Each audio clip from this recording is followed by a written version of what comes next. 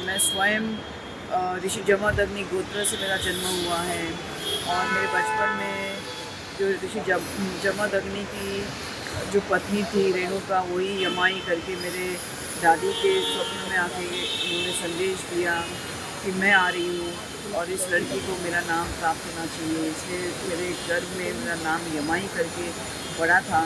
और आज वही सहयोग देखिए, उसी जमदग्नि गोत्र में परशुराम और रेणुका के पुत्र हुए। वो कल्कि अवतार के आज गुरु हैं और उनके नीचे उनका अवतार पूर्ण स्वरूप से शिक्षित हो रहा है।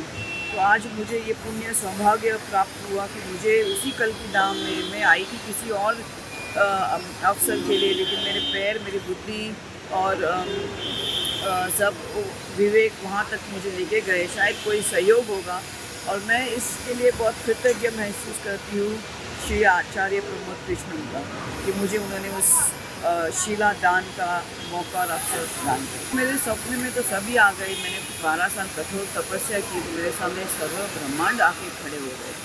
और जब मैं बोल रही कि मेरे 9 चक्र जागृत हो गए, मेरी कुंडलिनी शक्ति जागृत हो गई, तो प्रत्येक चक्र पे एक देवी देवता विराजमान होते हैं। जब वो आके आपकी परीक्षा लेते हैं, आपको देखते हैं कि आप सब निपुण हो उस एक एक चक्र में, तब जा के आप कुंडलिनी शक्ति के ऊपर स्तर जो तुरीयावस्था है वहाँ तक आप पहुँचते हो।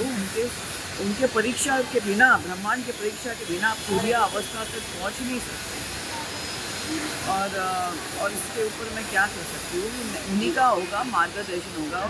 और जैसे हम लोग बोलते हैं कि शुक्लां भरधरं विष्णु शशिवर्णं चतुर्भुजं प्रसन्नवदनं ध्यायेत् पश्यान्ते शान्ताकारं भुजगशयनं पद्मनाभं सुरेशं विश्वाधारं गगनसदृशं मेघवर्णं शुभांगं लक्ष्मीकान्तं कमलनयनं योगीभ्यार्नगमयं वन्दे विष्णुभवभयहरं सर्वलोकैकनाथं।